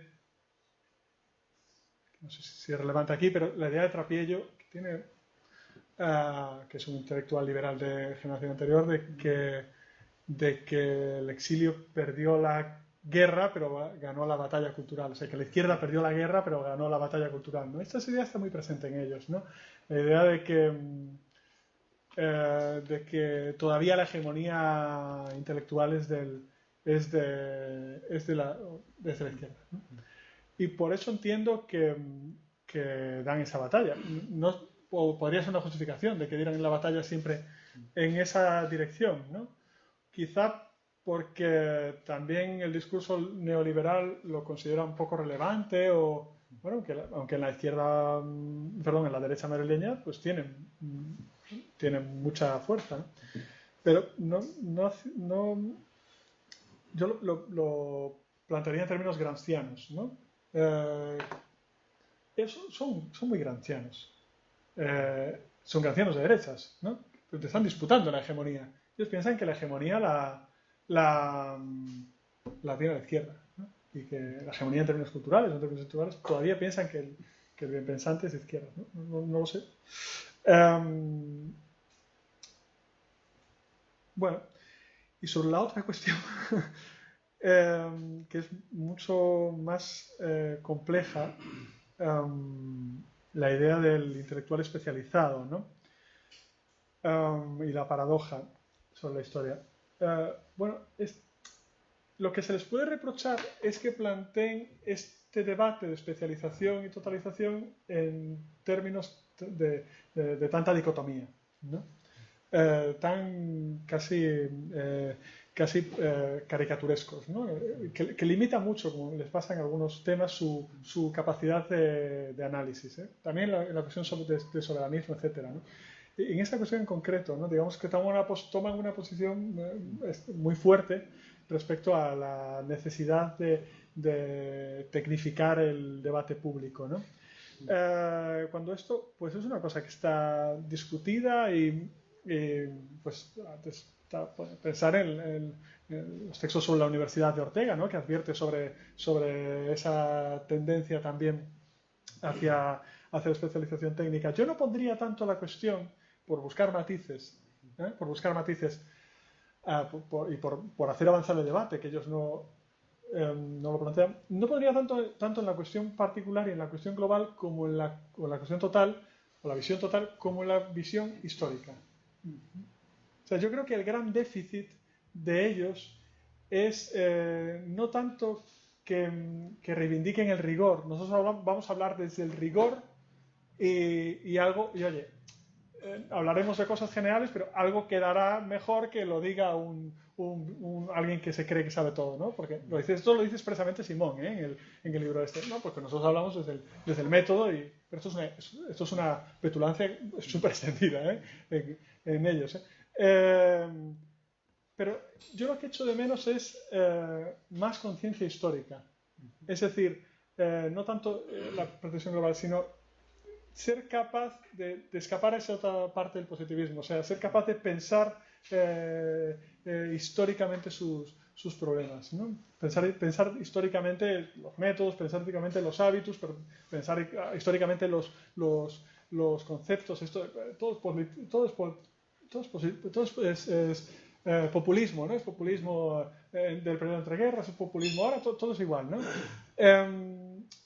Y sucede, claro, lo que tú decías, que una paradoja, y es que luego ellos se contradicen porque tienen que jugar a eso. O sea, tienen que jugar luego tienen que, en el caso del debate sobre Cataluña, tienen que jugar expresamente a rebatir.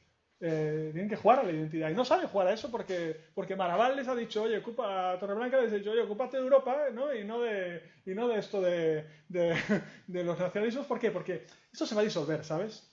¿Sí? Esto se va a disolver, ¿eh? O sea, como todos los problemas, ¿no? Españoles, ¿no? Esto se va a disolver, o sea, el Estado se va a disolver en España y no va a haber cuestión territorial, ¿no? Tú ocúpate de esto. Claro, cuando él se ve en necesidad de hacer, pues no tiene buenos argumentos, ¿no? Porque les falta formación a ese respecto, ¿no? Y la historia, me pasa que sucede como que decía Kant con la metafísica, ¿no? Que tú la echas por la puerta, pero se mete por la ventana, ¿no? O sea, siempre retorna, claro. Pero ellos, o sea, desde el punto de vista, ¿ellos cómo definirían qué es populismo? O sea, para ellos, ¿qué es populismo? O sea, ¿cómo ves tú para ti qué sería populismo en este caso? O sea, ¿cómo ves tú? Porque los latinoamericanos siempre dicen que populismo, hay que preguntar qué no es populismo, porque claro, como el populismo parece ser que tiene una dimensión de comunicación, ¿no? De que la gente habla, que cuenta, que llega al público, entonces sí. Claro, eso está, digamos, que vinculado a la democracia. Entonces hay muchos que dicen, no, si populismo es democracia, porque la democracia es populista desde su origen, ¿no?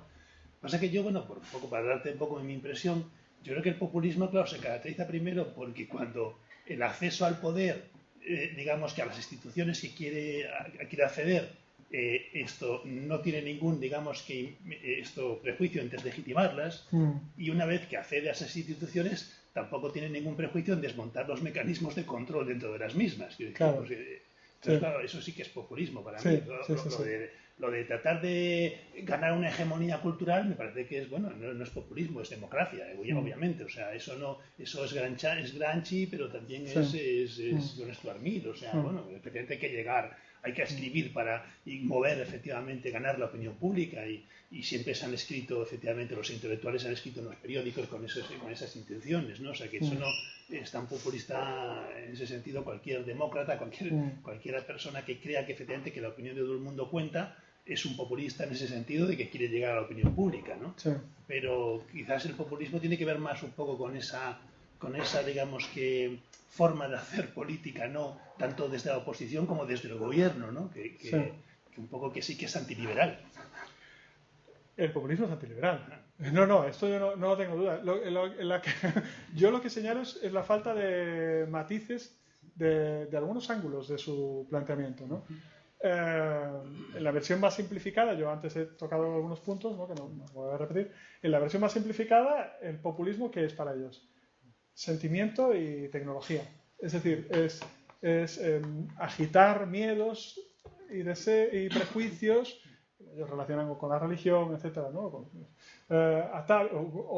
Toman autores de psicología social, también anglosajones, ahí no me ha dado tiempo para leerlo todo, claro, pero autores que bueno, algunos tengo apuntado, pero que tienen una visión más pesimista de psicólogos, ¿no? Que tienen una visión más pesimista, etcétera, ¿no? Y luego es tecnología y comunicación, o sea, son bots rusos, son eficacia, ¿no? ¿Nosotros qué necesitamos para rebatir esto? Dice uno, bueno, necesitamos como Simone Weil, ¿no? Como dice Simone Weil, o sea, sentimentalizar un poco la cultura liberal, ¿no? Pero no, es lo que tú dices, o sea, sin duda el populismo es antiliberal. Ahora, la cuestión es lo que has apuntado, en qué medida no todos los actores políticos utilizan recursos demagógicos o populistas, porque yo señalo unos cuantos, claro, o estamos hablando del miedo a la prensa, ¿no? O el miedo a la libertad de prensa. El miedo a la libertad de prensa, ya vamos a entrar a decir qué pienso yo, les inquieta estos días con el tuit este de este chico, ¿no? ¿cómo se llama? Bueno, ¿cómo se llama? El chico este de Zaragoza, Aragonés de Podemos, está en la silla, ¿no? Sí, perdona. Bueno, atacando a Vallés, ¿no? Atacando a un periodista y tal. O la ley Mordaza, ¿no? Sí. O sea, cuando tú tomas una...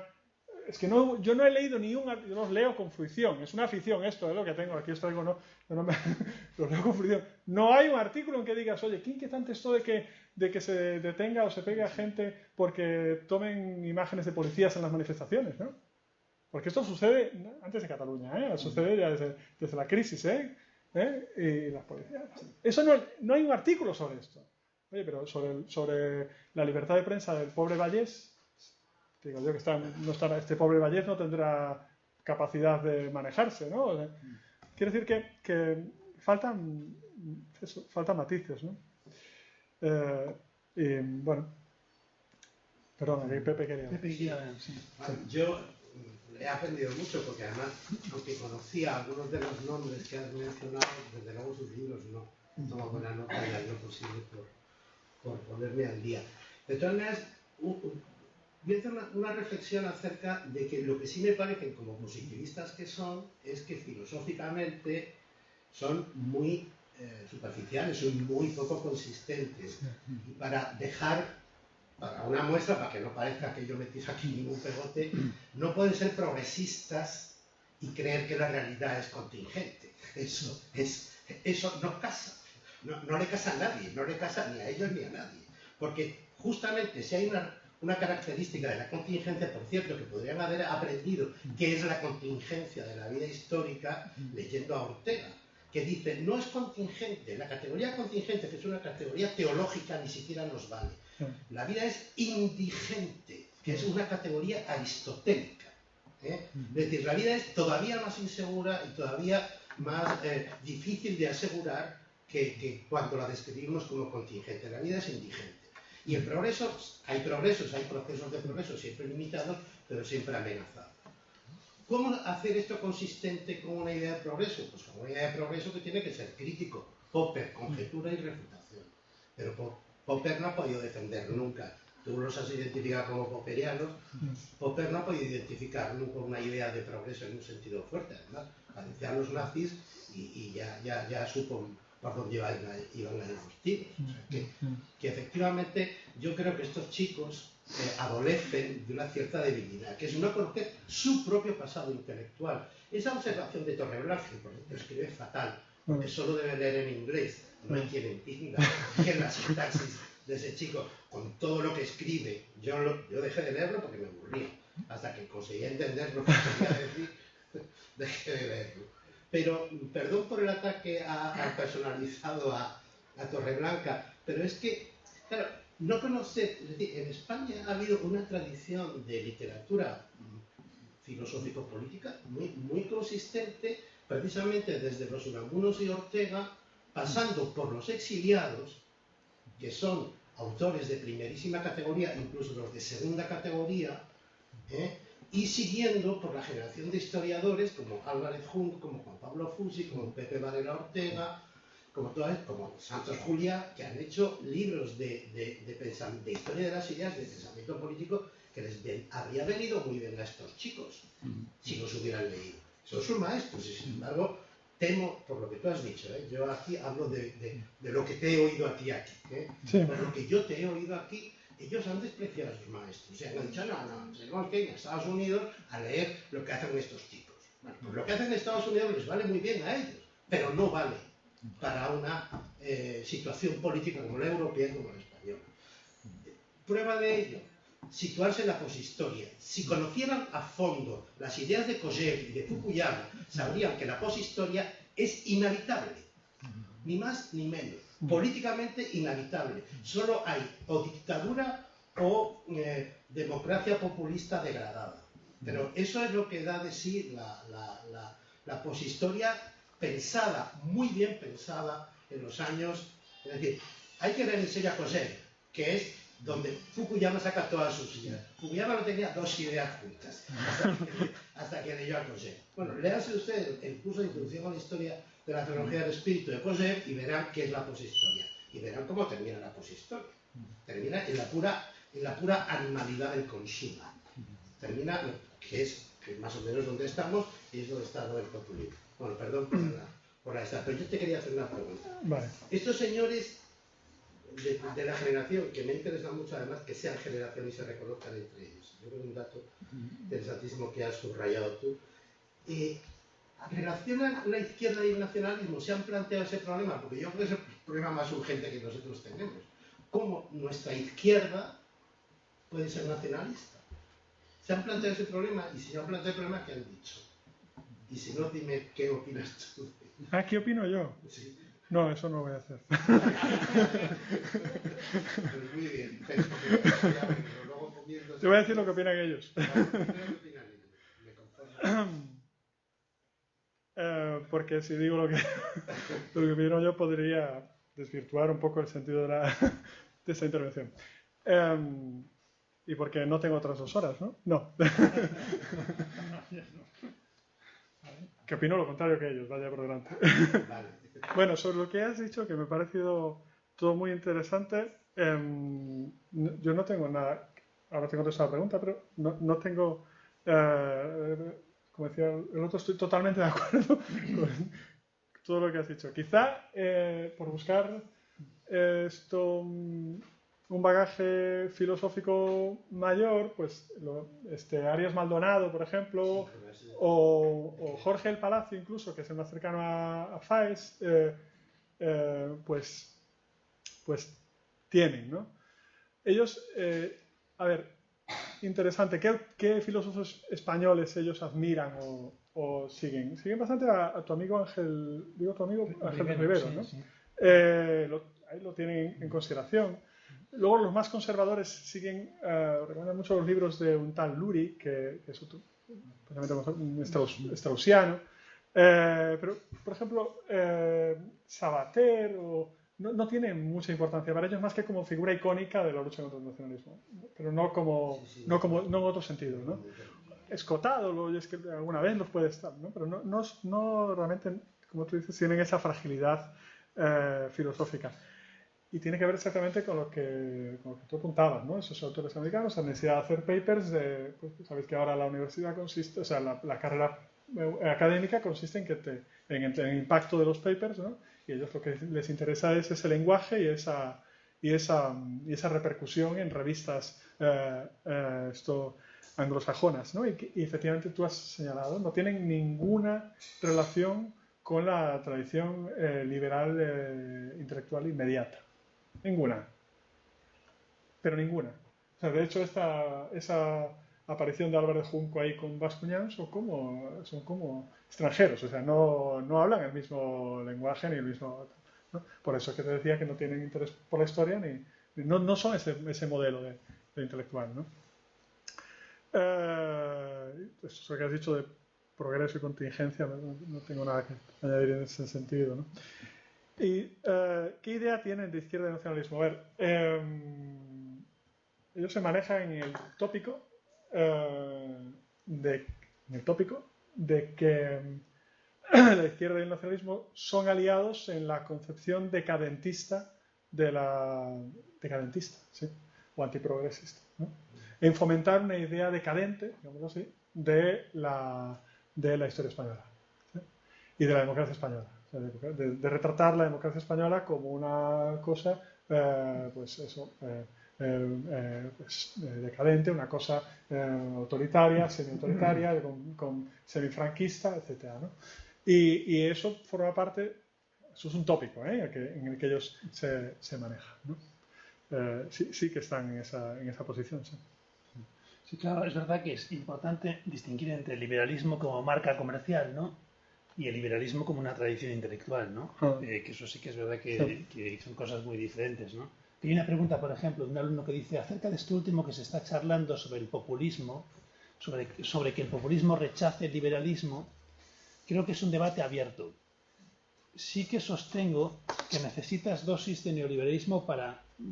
Perdón, sí que sostengo que necesitas dosis de neoliberalismo, pero la obra de Chantal Mouffe y su proyecto de democracia radical bebe de un cierto tipo de liberalismo, entre paréntesis Rawls, y de cierto republicanismo. Y pregunta, ¿verdaderamente rechaza al liberalismo en términos generales en su totalidad? Bueno, no sé si es la pregunta muy bien formulada. No sé si se refiere si rechaza quién. Vale. Bueno, voy a sobreinterpretar. A ver si interpretar un poco. La voy a repetir otra vez. Vamos a ver. Acerca de esto último que se está charlando sobre el populismo, sobre que el populismo rechace el liberalismo, creo que es un debate abierto. Sí que sostengo que necesitas dosis de neoliberalismo, pero la obra de Chantal Mouffe y su proyecto de democracia radical bebe de un cierto tipo de liberalismo. Y se refiere a Rawls y a cierto republicanismo, imagino que se referirá a Petit, ¿no? ¿Verdaderamente rechaza el liberalismo en términos generales en su totalidad? Chantal Mouffe, a lo mejor. Vale, sí, entiendo. Entiendo que la pregunta va un poco, te está diciendo, Mouffe es una gurú, ¿no? Digamos que desde cierto populismo, digamos que tipo Rejón, Podemita, ¿no? Y entonces, bueno, efectivamente, ella a lo mejor no rechaza tanto el liberalismo como parece, ¿no? O sea, que efectivamente sí que se mueve dentro también de una tradición liberal y no del liberalismo como una etiqueta no comercial, ¿no? Vale. Sí. Otros, digamos, intelectuales más próximos a lo mejor a Ciudadanos, ¿no? Que no saben muy bien lo que significa ser liberales, ¿no? O sea, aunque ellos dicen que bueno, que la han encontrado en Cádiz y tal. La idea fabianosiana, ¿no? De Ciudadanos amparar por una constitución, ¿no? Bueno. Cuando yo digo, por matizar mis palabras de antes, cuando dije que el populismo entra en conflicto con el liberalismo, o que tiene un peligro o amenaza al liberalismo, sí, lo digo respecto a los ejemplos de populismo que tenemos, ¿no? De hecho, es cierto que amenazan, podemos discutir en qué grado, ¿no? Y podemos discutir cuántos actores son populistas o menos populistas. ¿Es Trump una amenaza para el liberalismo? Hombre, Gonzalo Ferriz decía el otro día, los padres fundadores establecieron los mecanismos, americanos establecieron los mecanismos, anticiparon la llegada de Trump, o sea, establecieron los mecanismos institucionales liberales que preveían que pudiera llegar un personaje de estos al poder, ¿no? Un tirano. Bueno, vale. En ese sentido, sí. Sí, no es matiz, ¿no? Sí que amenaza el populismo. En el sentido en el que lo plantean los liberales, estos liberales, pues yo lo que observo es insisto, una cierta dicotomía. Es decir, tú no puedes plantear la cosa en términos. Está otro que escribe sobre esto, que es Josu de Miguel, ¿no? que es un filósofo del derecho, creo que no, constitucionalista, es profesor de derecho constitucional también de esta generación y de este grupo, ¿no? Smith versus Kelsen, ¿no? Lo plantean así, o sea, ellos dicen Smith o Kelsen, esta es la elección que tenemos que tomar, ¿no? O sea, que si no aceptas a Kelsen con todo el paquete, pues estás en el Smith con el peor paquete. Quiero decir, yo me acuerdo de una conferencia de este, ¿cómo se llama? De Marzoa, Rodríguez, aquí, que dijo que leía mucho Smith a la contra, ¿no? Se aprende mucho leyendo a Smith a la contra, ¿no? A mí me gusta mucho él, era a la contra, como podéis ver. Y si lees a Smith aprendes más, leyendo a los buenos a la contra aprendes más, ¿no? Yo diría que Chantal-Mouffe me lleva a otro lado, pero yo he leído en un momento dado bastante a Laclau y a Smith. Lo que pasa es que antes de que saliera esto, ¿no? Ellos leen a Smith, son más smithianos que liberales. Leen a Smith a la contra y tratan de elaborar una idea más de democracia radical, ¿no? Si eso entronca con la tradición liberal, con la tradición republicana, bueno, es una pregunta súper interesante, pero yo diría que no tengo tiempo para responder, desde luego, pero yo diría que, por lo que yo me he dedicado a la tradición republicana española, que no, que difícilmente. Pero me viene a la cabeza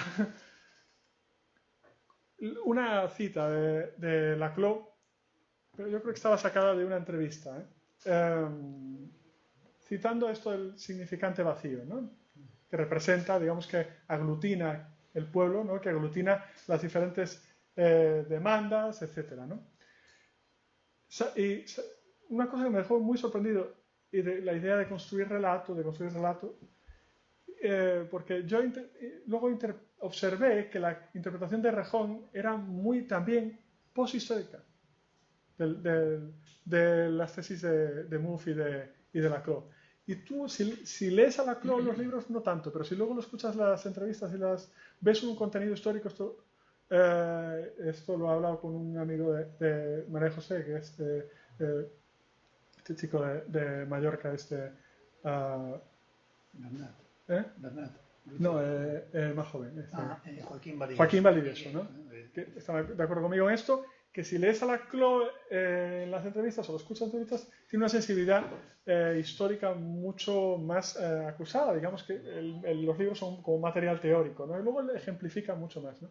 Y me sorprendió mucho ver en una ocasión que ponía como ejemplo España invertebrada. ¿De significante vacío? De construcción de relato popular. Dice, ¿usted qué tiene que hacer aquí? Pues, ¿cuál es la tarea? ¿No? Porque estos rejonistas dicen, no, tenemos que construir pueblo, ¿no? Y dice, pueblo versus élite. Pero claro, si tú dejas el significante vacío, llega otro y te dice, sí, anticasta, sí, esto te lo hago yo. Y dice, ¿qué hizo Ciudadanos? ¿No? Tú dejaste libre el significante y te lo ocupan. Claro. Pero si tú construyes relato, que es lo que ellos no supieron hacer, ¿por qué? Por el mismo problema generacional que tienen los otros. Y es ninguna conexión con una tradición intelectual de corte, y dirían ellos efectivamente, historicista. O sea, no tiene ningún sentido de esa... Bueno, un poco liosa, pero casi más liosa mi respuesta que la pregunta. Bueno, esto vamos a dejarlo, es verdad que participan también mucho en el chat, pero bueno, a veces está bien, tenemos que también hacer lo posible para traerlos aquí a la presencia, ¿no? A los alumnos, que tenemos un buen grupo de ellos y tal matriculados online, ¿no? Entonces, que la verdad que se agradece mucho que ellos tengan tanto interés y que pongan tantas preguntas. Yo he ido pues transmitiendo las que he entendido mejor. Y hay algunos comentarios que imagino que después todos nosotros podemos revisar después porque tenemos acceso también a este chat, pero que, bueno, pues un poco he tratado de hacer un poco una selección de lo más interesante, ¿no? Y bueno, le agradezco mucho a Manuel la intervención y simplemente pues nada, un aplauso y agradecerle a vosotros por aguantar el calor. Muy bien.